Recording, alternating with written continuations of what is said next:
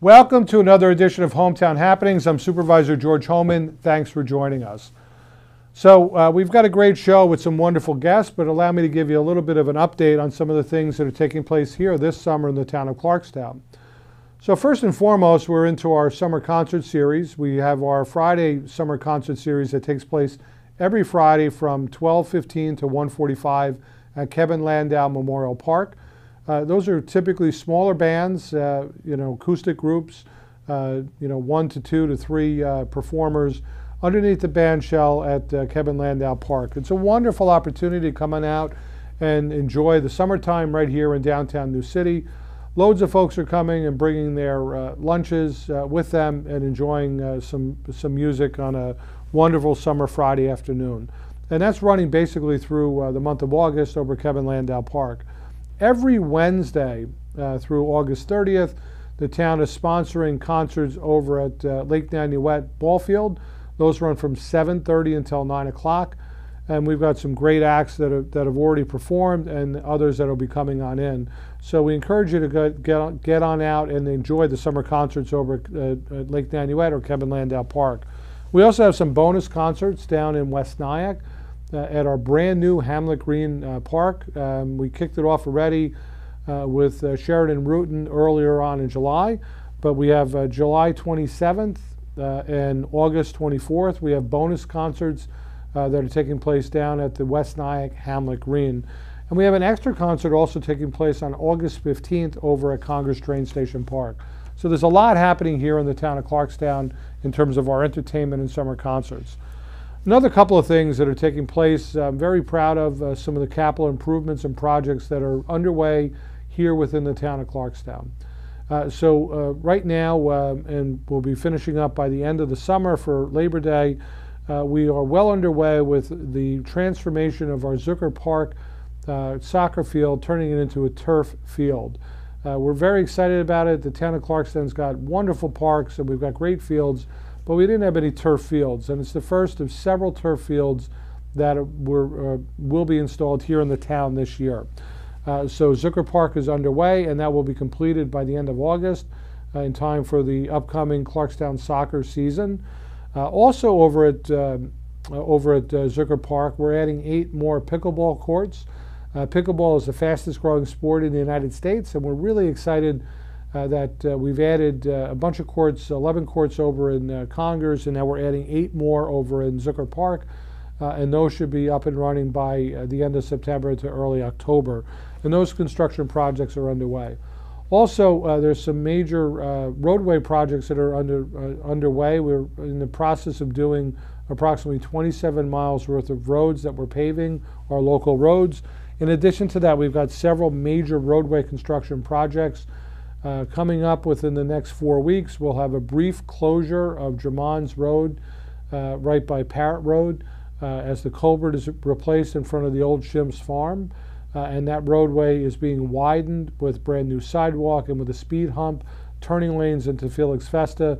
All of that work will be completed by the end of August, and we're really excited about that, but there will be a brief closure that will be taking place within the next 4 weeks, and that will be posted. In addition to that, we have the closure of Snake Hill Road Bridge. That's actually a county bridge, and the town was fortunate to be able to get about $1.6 million in state funding. The town is only responsible for the top course, the pavement, and the actual superstructure of the bridge is the responsibility of the county. Luckily, we were able to get most of it paid for through a state grant, and that is currently closed and will be closed into the fall. As construction is underway and that bridge is being completely replaced. One last thing we're really encouraging and will be taking place on August 5th, the Duck Derby, and you'll hear more about that. It's a fundraiser for a bunch of not-for-profits, and it's a nice partnership with the town with the local not-for-profits where they'll actually have a Duck Derby race. You'll hear more about that with our guest today, Amy Stern. So we've got a great show for you today. We've got Kevin Hallinan, who's a local author. He's a longtime veteran of the NYPD, Joint Terrorism Task Force, and he was a senior vice president after he left from law enforcement, working with the NYPD and the FBI, was a senior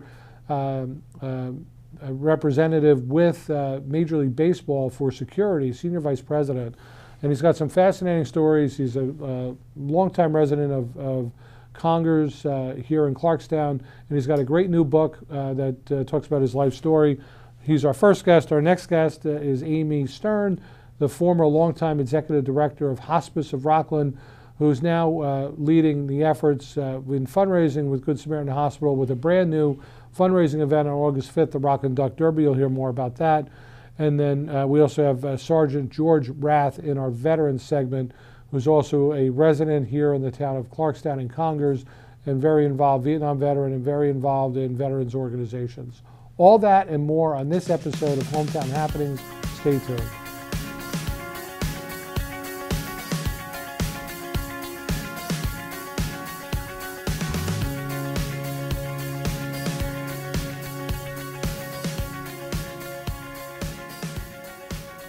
Welcome back to Hometown Happenings. My first guest is Kevin Hallinan, who's a longtime resident and author, who's had a fascinating career as a police officer and senior vice president of security for Major League Baseball. Welcome, Kevin. George, thank you very much. My pleasure. So, Kevin, we're going to talk a good bit about your book, Over the Wall, which is a really wonderful book. I've had an opportunity. It just came out in 2022. Had an opportunity to read it, and you've got some great stories in here.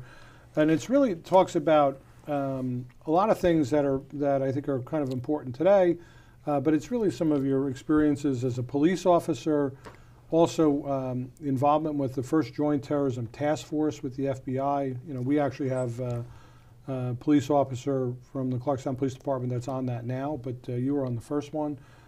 And so we'll talk a little bit about that. You were with the FBI, and then you end your career, you know, working in Major League Baseball for 4 or 5 baseball commissioners.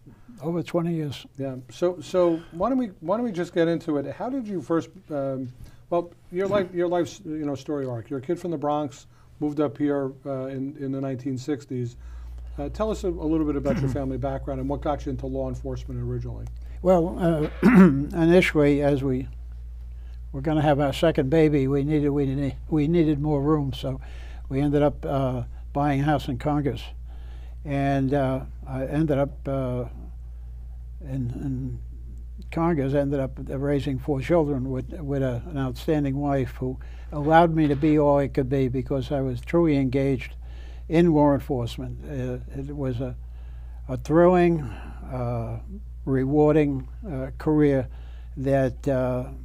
As President Kennedy once said, when somebody asked about being president, why he enjoyed it, and he said because it was an opportunity to use all of his talents. Well, I can assure you that NYPD and later on the FBI, I used all of my talents and maybe found a few that I didn't know I had. Mm-hmm. So tell us a little bit. How long were you in the NYPD? When did you join, and some of your experiences there? Yes, I joined in 1961, and I was with NYPD until 1986, when, actually, correction, I was with, it was 86, but what happened was I went in as a police officer. I was 7 years on patrol on the west side of Manhattan, and on foot patrol, and learned a lot because you were by yourself. You had no radio, no phone, no. Once you went out in that street, you were out there, and you had to, figure how to handle a lot of different situations. So that was a good experience. I went to the 25th Squad in Manhattan, which was East Harlem, organized crime. I got right flat in the middle of a major organized crime case where about 3-4 months into it, I was putting a lot of pressure on Pleasant Avenue. They came and were offering me telephone numbers, if you will, to walk away from the case, which obviously I had no part of, and did several months later arrest 2 major organized crime figures. Mm-hmm. I worked from there. I was promoted to sergeant. They sent me to New Orleans for 3 months to work with the New Orleans Police Department, a major Department of Justice program with 12 high crime cities, and it was an amazing experience. I talk about that in the book. The book is a lot in there. I was involved in 2 separate gun battles. I got involved. Once I came back, I was sent to the Chief of Detective's office, and I was allowed to form different units, particularly with regards to women getting involved in the investigation and being part of the rape investigations, because they were pretty much excluded at that time. And again, didn't do it by myself, had a lot of good people around me that helped me.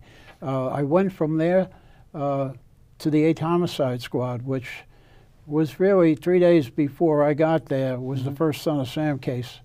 And I got involved in investigation with 3 different drug lords who were fighting for the drug trade in the Bronx. And I ended up the first day in homicide almost getting killed. I talk about that in the book. Trapped in a hallway with a guy who had killed 9 people. Anyway, that experience up there, I got a good understanding of the investigative part of it and what I needed to do.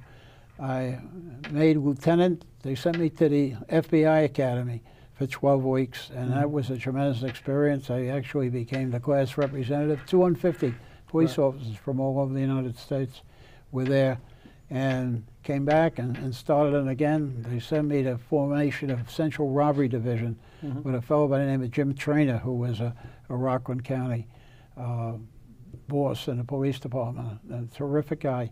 While there in the Chief of Detective's office, I put together a police segment with WCBS TV called Police File, Unsolved Cases on Television. 3 years, got an Emmy for CBS, and also I was looking to get back out in the street. ABC came to me, and I created Crime Call for ABC, and then I exited stage right back out into the street. So it was important for me, obviously, to learn the inside of policing, but at the same time, I wanted to be part of what was going on in the street. I ended up with the Manhattan Robbery Squad. I was there for a year, and Police Commissioner McGuire called me and said, "Kev, congratulations, you're going to be the first commander of the FBI Joint Terrorism Task Force. I'll be working for the FBI full-time." It was an amazing job. What year was that? That was in 1982. Right. And so that was... excuse me, going 81 into 82. And part of that experience really was because of the Brinks robbery here as well, right? The Brinks robbery was a major part of it. October '81 was Brinks, and of course I just lived about a mile away from what had happened, and that's when the Joint Terrorism Task Force was just starting to come into formation, and they were still trying to break down obviously bringing 2 major law enforcement agencies together who had been competitors. So there was a lot of work that had to be done. In fact, the sociologists would have a ball just finding out how that worked out. But they became effective. But most importantly, they were able, and I was involved in this at the time, we got everybody sworn in as deputy U.S. Marshals so they could travel throughout the United States, carry their guns, and conduct investigations.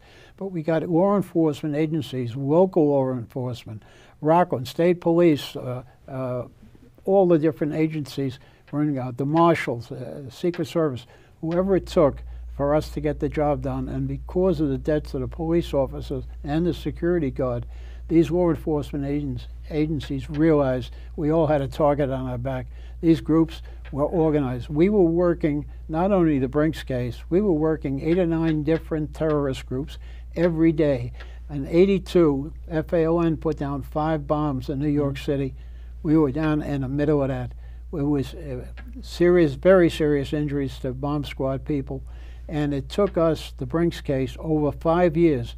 But by 1985, we had arrested over 100 domestic terrorists, and I go into a lot of the stories that allowed us to do that, and I hope that we got throughout the United States because we spent a lot of time in different places. And I was meeting with the FBI director along with my FBI counterpart at least every other week. Right. Judge Webster, and he treated me like I was his son. I was kind of the poster boy for the police department or for the FBI, and it was a great relationship, and we were very effective. Ben Ward, when he became the commissioner, there was talk about disbanding because after '85 things quieted down. brought him over, gave him a briefing. He said, you get everything you want and more if you need it. Ended up in 1986, we ended up getting the last two, Marilyn Jean Buck and Matula Shakur, the last two from the Brinks case. But I'm jumping ahead a little bit. What happened in 1984, beginning of 84, I gave a speech on domestic terrorism in New York City, and there were two people from Sports Illustrated that happened to be there. Next thing you know, I was recruited, asked to speak to the board. The FBI and PD approved it, and they said, you got to come to the Olympics with us. And I said, I got a full-time job. They'll never let me go. So I thought, had to meet with the FBI director. Judge Webster said, Kevin, I think you being in the middle of the planning for the '84 Olympics in LA would be great. And Bob McGuire agreed. Peter Ueberroth created 30 sponsors. That's all. 30 major sponsors. It was the first Olympics in its history that ever made money. They left a bundle behind with LA to help them with their facilities, because they didn't build new facilities. They used all that was there. Right. And it saved money, and it was very, very successful. Met somebody one night at dinner from who ended up going to Major League Baseball, and next thing you know, about 6, 8 months later, I got a call, the baseball wants to talk to me. And believe me, George, there was so many people, certainly more high-ranking than me. Let's get to that in a moment, but just it's a fascinating career when you think about it. So, roughly 25 years with the NYPD, moving your way up. You're on the first Joint Terrorism Task Force. You're involved in very high-profile cases. I know we were talking before off camera. You were in shootouts. You nearly lost, could have lost your life. I mean, so really you've had a very storied 25-year career, and that would have been enough for most people. But then you have a whole nother career that you embark on with Major League Baseball. And the Olympic piece I just think is fascinating, because Peter Ueberroth obviously was commissioner of Major League Baseball, but prior to that he was organizing the 1984 Olympics. So bringing your security background, while you're still working on the job, with the FBI, with the task force with the NYPD, bringing that experience, to bear. What was that like? I mean, you must have, you met a lot of high-profile people probably with the Olympics, I would imagine. Did you meet President Reagan? And I was with President Reagan at Liberty Island. I was the lead guy for Liberty Weekend in New York with the sailing ships, and the Statue of Liberty had been redone by the French came over, and we had it covered. But the Liberty Weekend was a major Hollywood producer, and I can't think of his name, David. He did the Civil War thing on TV, but a major player. But anyway, David asked myself and my FBI counterpart to come out to the studios in Hollywood to talk about Liberty Weekend and what it was going to take. And we met with him, worked very, very closely with him. He's a famous name in Hollywood, and a real gentleman. And we came back. Next thing, baseball called, and I asked Commissioner Ueberroth, obviously very interested in the job, and however, Liberty Weekend, I'd put a lot of time into it, and I needed to stay there to make sure it went down right. And he said, Kevin, absolutely. So I was able to stay, and that got us slid over to baseball. Now, Peter Ueberroth was a tough boss, and he had issues, and one of the major issues he had was alcohol management. A lot of people stopped coming to the ball games because people were getting drunk, disorderly. There were accidents happen after the game. It was not a good situation. We ran the biggest bar in town. Yeah. I found a federal program, the National Highway Traffic Safety, called the Team Coalition, which they had a lot of different groups that were tied in. But the one group that was staying away from was Mothers Against Drunk Driving. Well, I went to them personally and met with their board and said, look, I can get the liquor business, the establishment in that group, Budweiser and Seagram's and all the rest, that will kick in major funds to help us with alcohol management. and they are not going to run the team coalition. I became the executive director while I'm with baseball of the team coalition. They gave me an office in Washington as well, which I seldom use, but I was the executive director, and I put together this. I did in fact. I got the NBA, NFL, and hockey to be part of it, and they each had to contribute 15 grand a month along with baseball to continue to make this. And what it involved, team training was just that, team training. Trained over 20,000 people in Major League Baseball in alcohol management. And not only after they went through the classes on it, they had to take a test. And they had to be qualified. And that happened every year. And I had the owner of the club come in. I had 1 or 2 players pop in, the gentleman. Everybody was in this. It was the parking lot attendants were trained, the ticket takers were trained, the ushers were trained, the security people were trained. Everybody was aware that alcohol management was going to bring our business back, and our attendance over a 2 or 3 year period increased dramatically because we took it seriously. And we got law enforcement agencies in the different communities to work with us and to be present around the ballpark. We did not want anybody to be injured, killed, God forbid, coming out of a ballpark because of alcohol. So that was critically important. And the last thing was, cocaine was an issue in baseball at the time. I put together, we had retired FBI agents who were involved in the so-called security. They were kind of a reactive, would show up if something happened. I created a proactive force of active police officers in each major league city, picked each one individual, and of course the Cubs, we don't need a cop in our kitchen, they said. Well, they did. And I got these police officers, and they were good, quiet, solid people. They weren't doing law enforcement at the ballpark. They were just making sure that baseball's laws were being followed as far as the clubhouse, the umpires, et cetera, That program, George, is still in effect today. Wow. And they actually have 5 or 6 RSAs because they are at every single game.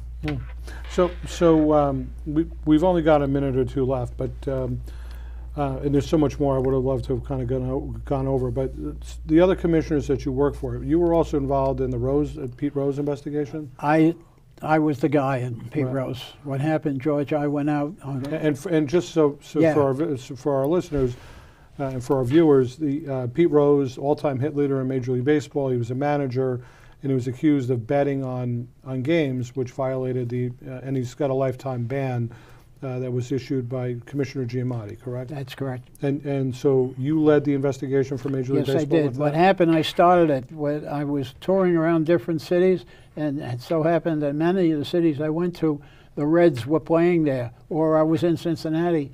Rose was kind of getting kind of scary. He went to one of my associates and said, "Is your boss following me?"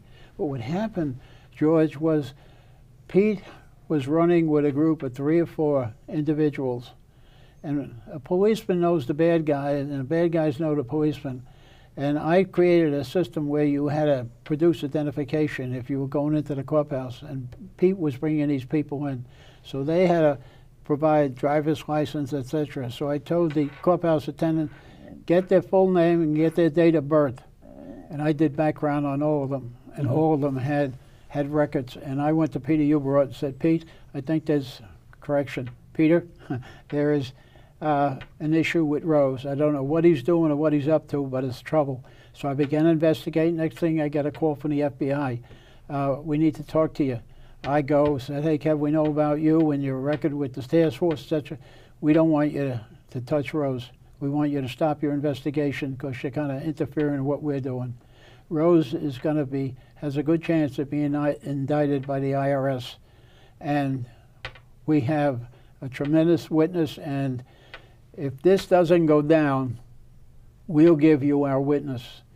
Well, there was a guy, you remember the guy who invented the car with the sideway doors? Oh, yeah, DeLorean, yeah. John DeLorean, yes. Well, John DeLorean was suing the IRS, alleging that because he was John DeLorean, that's why they were picking on him. The Rose case was next up. The IRS said, FBI, let baseball handle Rose. And they called me in, and Terry Dinan, the SAC at FBI, said, Kev, we're going to give you Paul Jansen, who was Rose's best friend, who had the whole scoop on Rose. It was the easiest case ever worked. John Dowd, we hired him, and John was my partner that we worked with, a fellow named Joe Daly, the three of us. And it was unbelievable because the media was tracking everything we were doing, but in less than 3 months, we had the whole thing wrapped up, and the famous Dowd report is still out there. Right. That was the first one. The second notable one that I got involved with, that I also was involved in putting out of baseball for a period of time with Fay Vincent, was George Steinbrenner. Right. Steinbrenner and I had a interesting relationship, Right. kind of a love-hate thing, and not on mine. It was all love on my part. It was, but Yeah. George was questioning at times. We deposed George. He was so upset because it was me and Dowd that were doing the questioning that he demanded that I get deposed. And baseball gave him 4 to 6 hours to depose me. 30 Rockefeller Center, he had 8 attorneys. And when I got to 30 Rock, 15 minutes before the meeting, Judge Tyler, who was the hearing officer, said, "You'll never guess who's downstairs." I said, "No." He says, "George." I went down, I walked up behind, I put my hand on his shoulder. "George, thanks so much for coming." And he took a great at me. What he did was, when we sat at this table, the 8 lawyers are lined up, and I'm sitting here with my lawyer, and the judge is here, and he gets an angle at the table where he's staring right at me, like intimidating me. Yeah. George, I had testified in traffic court, in family court, in felony court, in federal court, grand juries, etc. And I testified before the United States Senate twice. So George, after 4 attorneys were going after me, he threw his chair back and he walked out, and the judge says, "Time for a break." We went into the men's room, and my lawyer says to me, "You're killing." I says, "I feel like Muhammad Ali, floating like a butterfly, stinging like a bee." And I says, "I know I have 4 more to go," but he says, "Kevin, it's very easy, George, when you're telling the truth." Right. I didn't have an axe to grind or anything. I had nothing against George. He was just another owner to me that I dealt with. Right. So you were, and that was instrumental. And actually, you should probably get a World Series ring for that, because once Steinbrenner was, suspended and out of baseball, it enabled the Yankees to really build the foundation for their Gene championship, Michaels. the championship run. Well, anyway, I wish we had more time, Kevin. But just your book is a great book. It's Rob Trabolino, who helped you write it. It's called Over the Wall: From the Dangerous Streets of New York City to the Birth of Counterterrorism and Beyond. Published in 2022. Amazon is the key. You can get it through Amazon. It's actually published Yes. through Post Hill Press, Right. But you can get it on Amazon. Amazon, you can get it. They'll deliver it tomorrow. Right. So, and some really great nuggets and stories, and you've got a fascinating career. I wish we had more time to go in depth, but I want to thank you, Kevin, for being not just a great guest, but really for your service. Exemplary service through the NYPD, with the Joint Terrorism Task Force, Major League Baseball. You've had a great career. I love the book. I'm waiting for the movie about your life. So, Kevin, thanks for joining us. Thank you.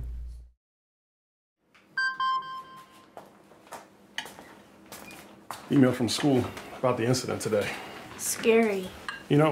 Teachers like me, parents, we don't always know as much as you guys do about what's going on with other kids. Half the time, it's rumors. Yeah, but if you're ever concerned about a friend who's having trouble with alcohol, prescription drugs, anything, you need to tell an adult, someone you know and trust. That can be hard, but speaking up about a problem is what helping a friend is all about.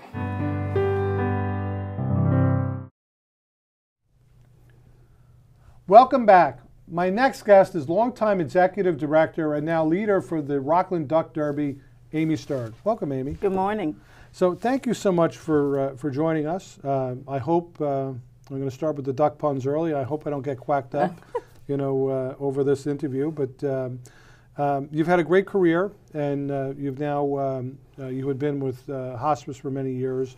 and now you're working with Good Samaritan Hospital Foundation and doing some great work up there. And the Rockland Duck Derby is a special event that I think is very unique that we're helping to promote. So we're going to talk a little bit about that. But before we get to all that, maybe just tell us a little bit about your background, how long you were at hospice, and what you're doing now.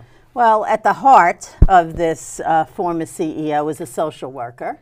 I started as a social worker in Westchester, moved to Good Samaritan, where I was the director of their initial palliative care program. And there was a logical migration from that to hospice. That was a long stint. I loved my career there. I was there for 32 years and retired.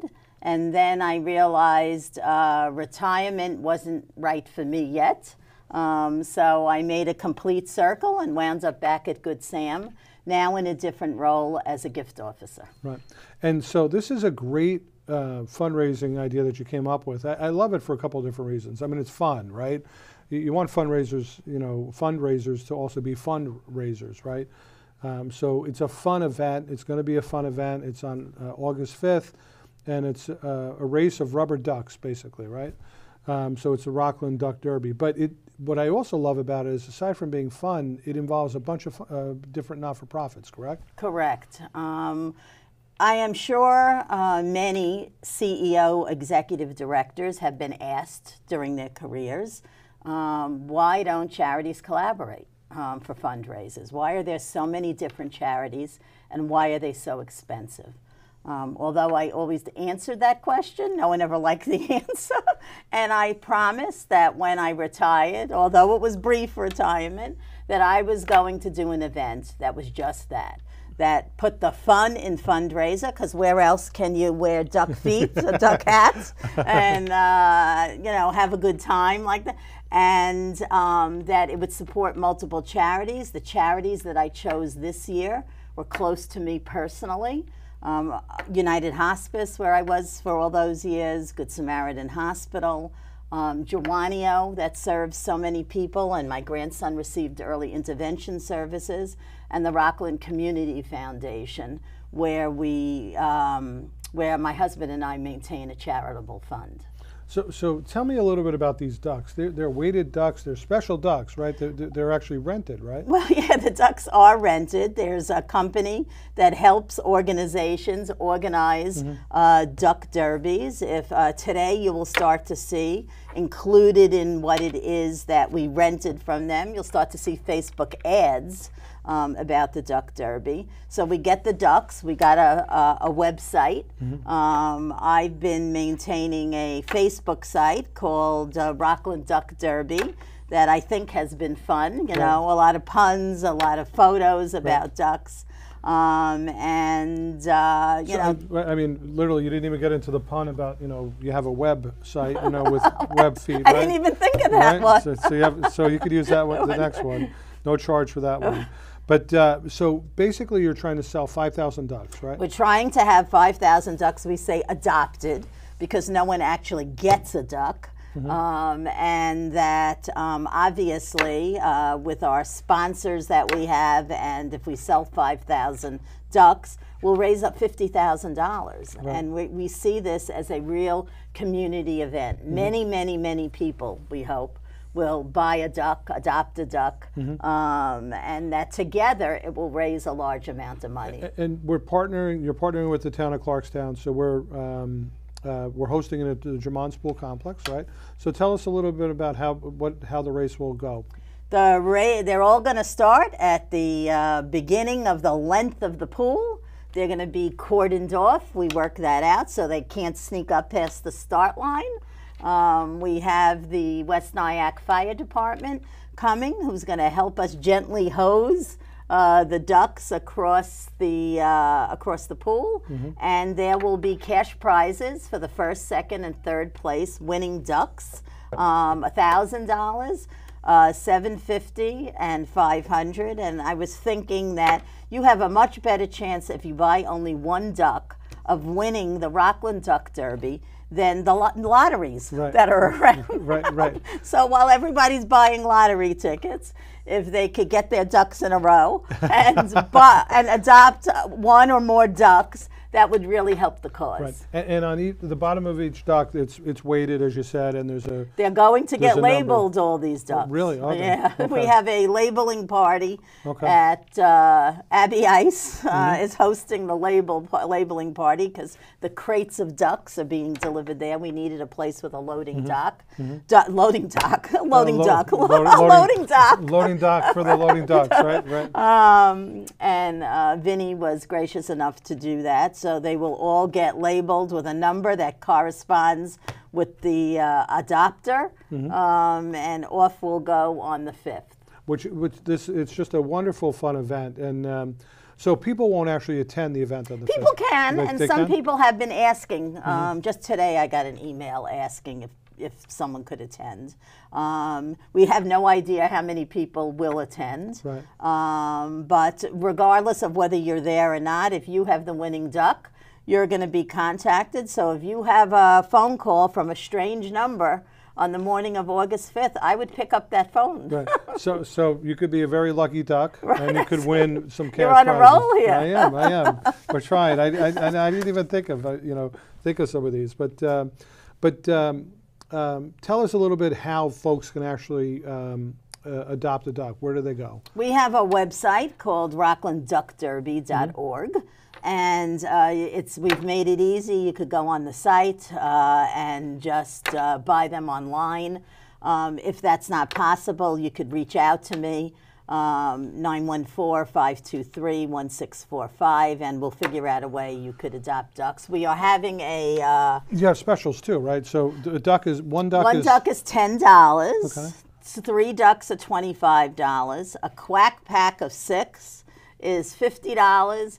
And a dachshund of 13, like when you buy, when you buy bagels and you get extra bagels, you get an extra duck for $100. All right. So a dachshund is a great investment and would really go a long way. 13 ducks, yeah. And you're over 2,100 so far. Yeah, we're approaching. We're past 2,200 now, getting close to 2,300. So we hope that things pick up in the next couple of weeks. That's what we're told happens. But we need people to, as I said, get their ducks in a row. Yeah, get your ducks in a row. And do it quickly. Right, and who knows? You might be a lucky duck and win some cash. But more importantly, it's a fun event, and it's going to raise much-needed funds for 4 wonderful not-for-profits.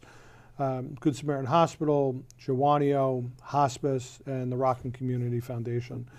Could you we're just about out of time, we've got about a minute left, but just give the contact info again, the website, and how folks can adopt a duck. The website is rocklandduckderby.org, and if you want to email me, it's info@rocklandduckderby.org. Right, and so hopefully everybody who's listening to this and watching this will go ahead and adopt some ducks and help support some really great not-for-profits. And Amy, I want to thank you.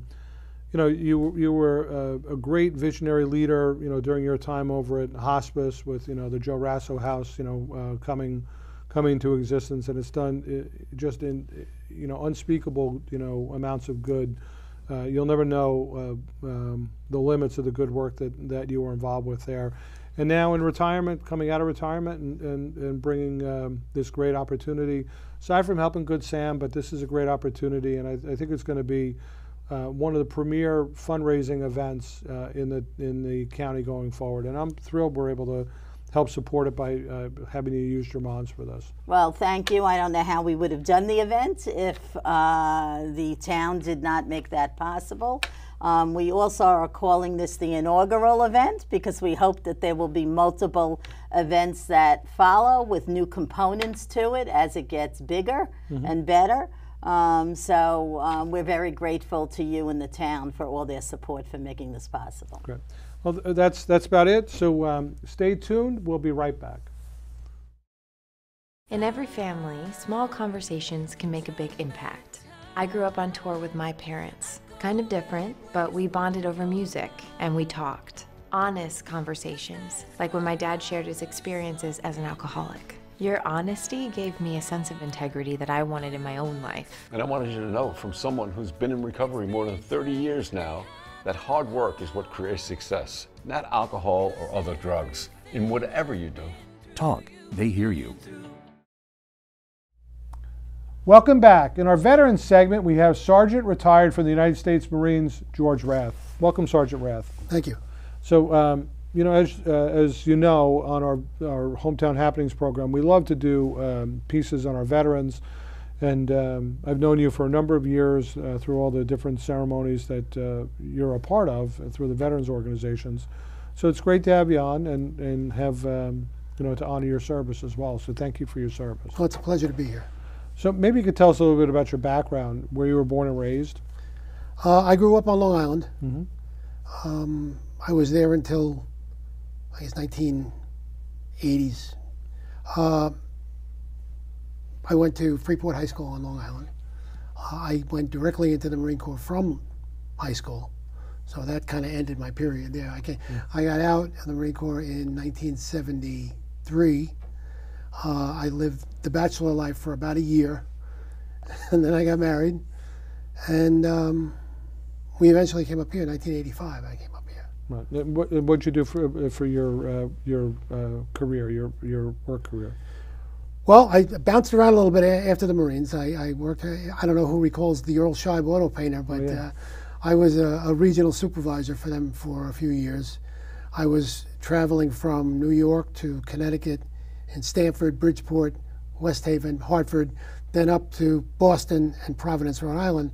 And my wife said, that's enough travel, find something local. So I bought a dog grooming business and I groomed dogs for 2 years. Oh, wow.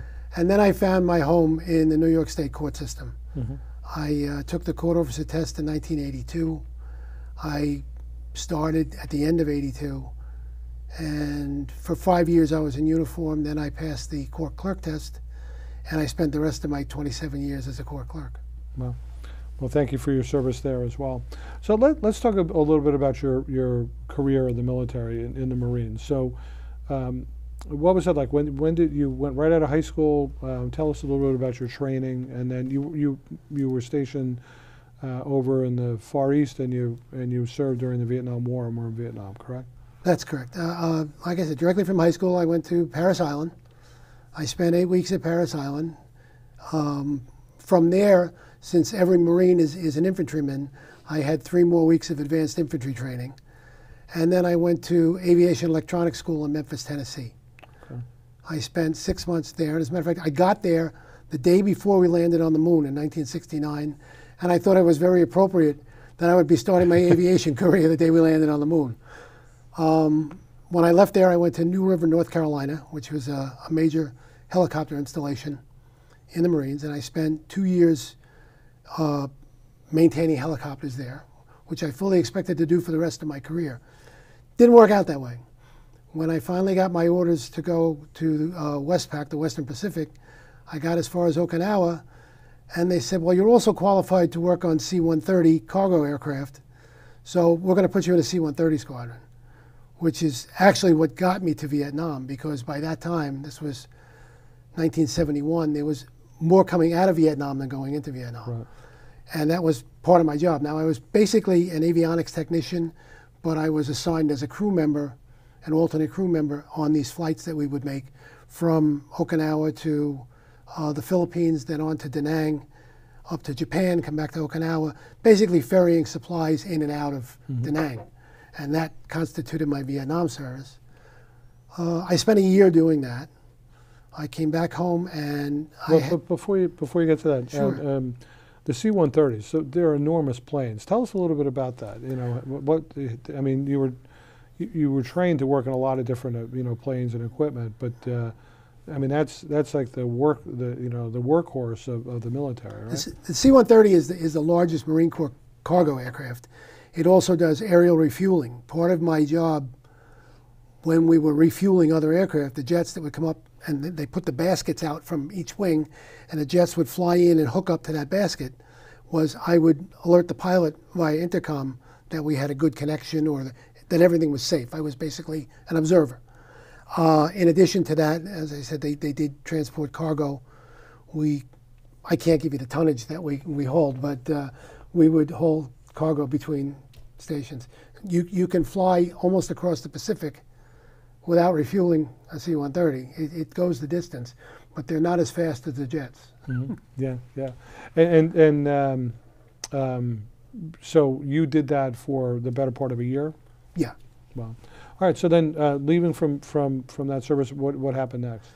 When I got home, I was assigned to a reserve unit as an instructor, basically.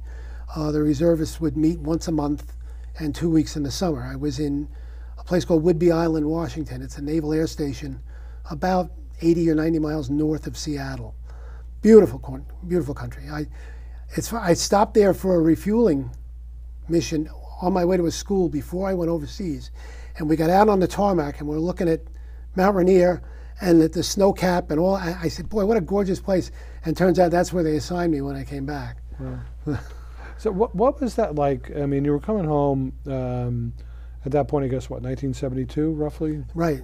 So 1972, so, you know, a lot of controversy about should we be in Vietnam, should we be pulling out, you know, the presidential election that year, which also kind of heightened it as well. What was that like? How were you received coming home? Interesting that you say that. When I got to Travis Air Force Base, they told us don't travel home in uniform, which was really disappointing for me. You know, I mean, I was proud of my uniform. I was a United States Marine. Of course I want to wear my uniform. They said, don't get on the plane in uniform, you'll only get trouble in the airports. So I changed into civilian clothes and flew home.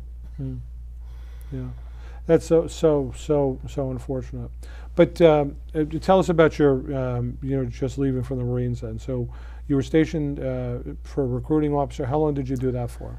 Well, not recruiting, but instructing the reservists. I did that. I had about 8 months left in the service when I came back.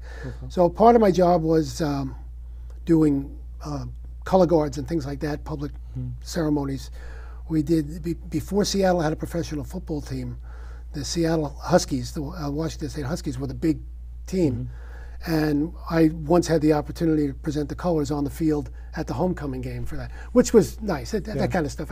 As you see me around town now, you see me involved in that still. Oh, you have a very commanding voice. I can tell you that. For those that have not been to some of the ceremonies, you know, particularly the ceremonies up at Lozier and some of the you know, for Memorial Day, I go to those. You know, I've been doing that for 15 years or so, and for as long as I can remember, you will lead the detachments when we have the veteran ceremonies over at the county. You name it, you're there at it. So, as part of the Marine Corps League, let's talk a little bit about your involvement with the veterans organizations. What are some of the organizations you're involved with? Marine Corps League is one of them, right? Yeah, the Marine Corps League. We'll leave that for last because I have a lot to talk about there. Sure. But I'm a life member of the Vietnam Veterans of America. I am the adjutant for Post 1600 of the American Legion, which is basically the secretary and the operations guy. If something needs to get done, I get to do it. Right. And then there's the Marine Corps League, which I devoted most of my time to. I'm a past commandant, which is the chief executive, and currently I'm serving as chief of staff. I advise the rest of the officers on things that I know from institutional memory. Our biggest project, and one that's dear to my heart with the Marine Corps League, is Toys for Tots. Of all the things that we do during the year, that's the biggest. We've been doing it for well over 25 years in the county. Last year, 36 different organizations came to us for toys, and they asked for a total of 15,000 toys, and we were able to honor every request. We did every request for that. We start collecting toys in the fall, and we're a year behind because we collect toys right up to Christmas. So those toys get stored, and then in the springtime we sort them according to age and sex and so forth, so that we have them to begin distributing again in September. And it's a 1 year behind cycle, but it's a constant job. Wow, and you guys are great with it. I mean, you know, it's really a labor of love and really helping so many folks that just don't have the means. That's true. It's like I said, it's very big. Toys for Tots became actually the mission, one of the missions of the Marine Corps Reserve in 1948, I believe. Kind of accidentally. There was and I can't remember his name offhand, but there was a Marine officer whose wife wanted to give away a doll that she had made, and they couldn't find any place to do it. Right. So they started the Marine Reserves, giving out toys to local organizations, and now it's a nationally recognized charity. Wow. Yeah, no, it does incredible work across the country. So we're just about out of time, but in the minute or so that we have left, what advice would you have, for some of our younger veterans that are coming out, from the service, and we've had people that have been serving in Afghanistan, Iraq, and what have you. But as things are, cycling out, what advice do you have for some of the younger guys that are coming out, going into civilian life? Well, the first thing I would tell them is to contact the County Veterans Service Agency. Susan Branham, the director, does a terrific job, and she has the answer to a lot of questions you didn't even know you wanted to ask. Mm-hmm. So first thing, reach out. Then, again, because I belong to several organizations, connect with military organizations, veterans organizations. You'll meet people that understand what you went through. Not everybody served the same way. I served with guys who were musicians that said, geez, I really didn't do it. I said, you were in. You signed on the bottom line. You said you would go wherever they told you to go. So I don't care where you are or what you did or who you served with, connect with a military organization. We're there to help you, and you'll contribute to us whether you know it or not. Yeah, that's great. And if somebody wants to get in touch with the Marine Corps League, how would they do that? Rockland USMC. Okay, RocklandUSMC? .com, yeah. .com. Well, Sergeant Raft, it's great having you on as a guest. Have great deal of admiration and respect for you. As I said, when you're at the ceremonies, you've got a very commanding voice. You're much more. I'm a little hoarse today, but you'll hear me at the back of the room if I need to. No, absolutely. I was going to have you give us a dismissed, but you have a very commanding voice. That I remember joking with Jim Monahan, the supervisor of Stony Point, saying, I wouldn't want him to tell us what to have to do, But again, thank you for your service, your long service to our country and your continued service with the veterans organizations. Thank you very much. Stay tuned. We'll be right back.